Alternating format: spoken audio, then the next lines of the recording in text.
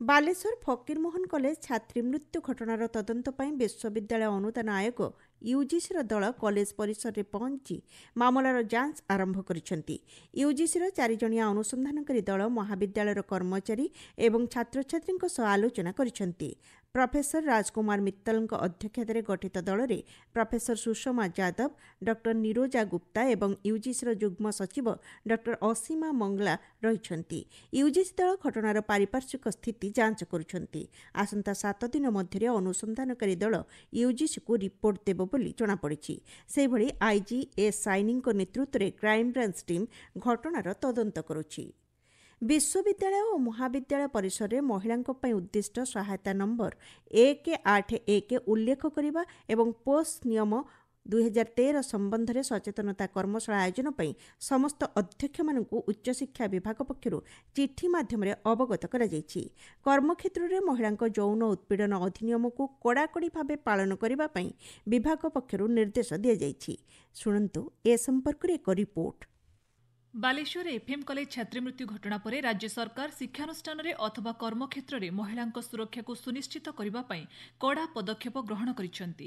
ଏହି କ୍ରମରେ ବିଭିନ୍ନ ଶିକ୍ଷାନୁଷ୍ଠାନର ଅଧ୍ୟକ୍ଷମାନଙ୍କୁ ଶିକ୍ଷାନୁଷ୍ଠାନଗୁଡ଼ିକରେ ପୋସ୍ ଅଧିନିୟମ 2013କୁ କଡ଼ାକଡ଼ି ଭାବେ ପାଳନ କରିବା ତଥା ଏ ସମ୍ପର୍କରେ ସଚେତନତା ସୃଷ୍ଟି କରିବା ଉପରେ ଗୁରୁତ୍ୱ ଦିଆଯାଇଛି। ବିଭିନ୍ନ ବିଶ୍ୱବିଦ୍ୟାଳୟ ଓ ମହାବିଦ୍ୟାଳୟରେ କର୍ମଶାଳାର ଆୟୋଜନ ପାଇଁ ଅଧ୍ୟକ୍ଷମାନଙ୍କୁ ନିର୍ଦ୍ଦେଶ ଦିଆଯାଇଛି।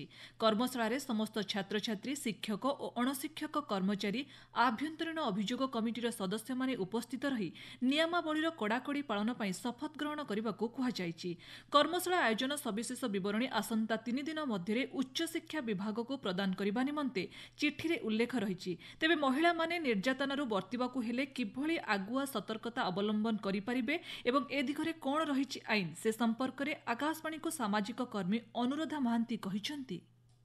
ଆମେ ଆମ ଦେଶରେ ମହିଳାମାନଙ୍କୁ ଯୋଉ କାର୍ଯ୍ୟକ୍ଷେତ୍ରରେ ସୁରକ୍ଷିତ ଦେବା ପାଇଁ କେମିତି ସେମାନେ ସୁରକ୍ଷିତ ରହିବେ, ସେ ଯୌନ ନିର୍ଯାତନା ହଉ, ସେମାନେ ମେଣ୍ଟାଲ ହାରାସମେଣ୍ଟ ହଉ, ସେକ୍ସୁଆଲ ହାରାସମେଣ୍ଟ ହଉ, ତ ସେଥିରୁ ସେମାନେ କେମିତି ସୁରକ୍ଷିତ ରହିବେ, ସେଥିପାଇଁ ଆମର ମାନେ 2013 ମସିହାରେ prevention of sexual harassment at work place ଗୋଟେ ଆକ୍ଟ ହେଇଛି, କେମିତି ଆମେ ମହିଳାମାନଙ୍କୁ ଗୋଟେ ସୁରକ୍ଷିତ ପରିବେଶ ଦେଇପାରିବୁ। କିନ୍ତୁ ଏଇ ଯୋଉ ଆକ୍ଟ ପରେ ତ ଏଇ ଇଣ୍ଟରନାଲ କମ୍ପ୍ଲେନ କମିଟିର କାମ କ'ଣ, ସେ ମିଟିଂ କରିବେ, ଆୱାରନେସ୍ କରିବେ, ସଚେତନତା କରିବେ, କୌଣସି କେସ୍ ଆସିଲେ ସେମାନେ ତାକୁ ଡିଲ୍ କରିବେ। କର୍ମକ୍ଷେତ୍ରରେ ମହିଳାମାନଙ୍କୁ ସ୍ୱାଧୀନତା, ସୁରକ୍ଷା ଏବଂ ସହଯୋଗ ବର୍ତ୍ତମାନ ସମୟରେ ଆହ୍ୱାନ ସହ ଜରୁରୀ ହୋଇପଡ଼ିଥିବା ନେଇ ବିଭିନ୍ନ ମହଲରୁ ମତ ପ୍ରକାଶ ପାଇଛି।